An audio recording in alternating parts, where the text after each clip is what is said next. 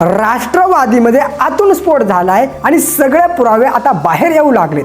सुनेत्रा पवार विरुद्ध प्रफुल्ल पटेल आणि सुनील तटकरे हा फक्त वाद नाही राहिला, तर हा सत्तेचा खेळ बनला आहे।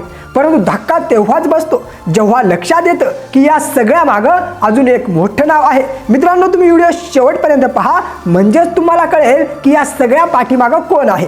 अजित पवार गेल्याच्या नंतर तिसऱ्याच दिवशी शरद पवारांनी एक साधा वाटणारा मेसेज दिला होता, पटेल आणि तटकरे काय करतायत त्याचा आमच्याशी काहीही संबंध नाही। आणि त्यावेळी हा एक सामान्य स्टेटमेंट वाटला, परंतु आज 2 महिने उलटून गेल्यानंतर त्याच्या मागचा खरा अर्थ समोर येतोय। कारण त्याच वेळी पवारांनी अजित पवारांच्या प्रकरणाला अपघात असं म्हटलं आणि राजकारण करू नका असं सांगितलं।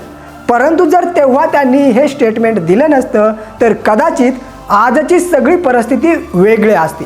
आता खरी गोष्ट काय आहे, राष्ट्रवादीमध्ये राहूनच 2 गट तयार झालेत आणि हे कुठल्याही बाहेरच्या विरोधकामुळे नाही, तर घरातल्या लोकांमुळेच।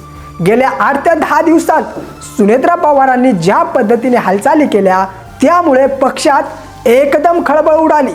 सुनील तटकरेंच्या बैठकीमध्ये एक फोटो समोर आला, सुनेत्रा पवार आणि छगन भुजबळ एकत्र, पण तटकरे गायब। हा साधा फोटो नव्हता, तर हा एक सिग्नल होता की आता गेम बदलतोय। आणि याच्यानंतर पार्थ पवारांचं ट्विट आणि सुनेत्रा पवारांनी दिलेलं पत्र, यामुळे सगळा खेळ उघड व्हायला सुरुवात झाली। त्या पत्रात त्यांनी थेट इशारा दिला की पटेल आणि तटकरे यांनी घेतलेले निर्णय वैध मानू नयेत। याचा सरळ अर्थ काय, तर त्यांना आतला संपूर्ण प्लॅनच समजला आहे।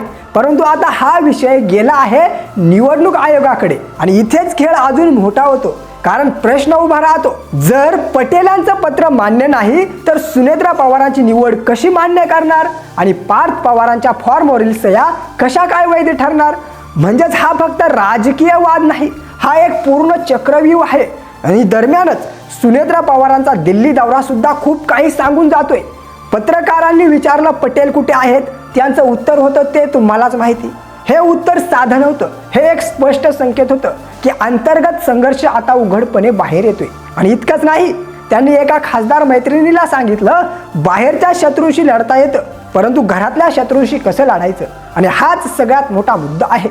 दरम्यानच आता सुप्रिया सुळेंच्या हालचाली, विलिनीकरणाच्या चर्चा आणि भाजपसोबत अजित पवारांच्या झालेल्या डील्स, हे सगळं हळूहळू समोर येते।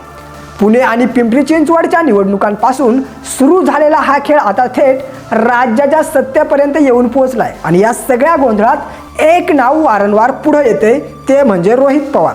परंतु खरा प्रश्न अजूनही कायम आहे, हे सगळं शरद पवार स्वतः कंट्रोल करतायत की राज्यसभेच्या बिनविरोध निवडीनंतर त्यांची आणि भाजपची काही सेटिंग झालेली आहे का।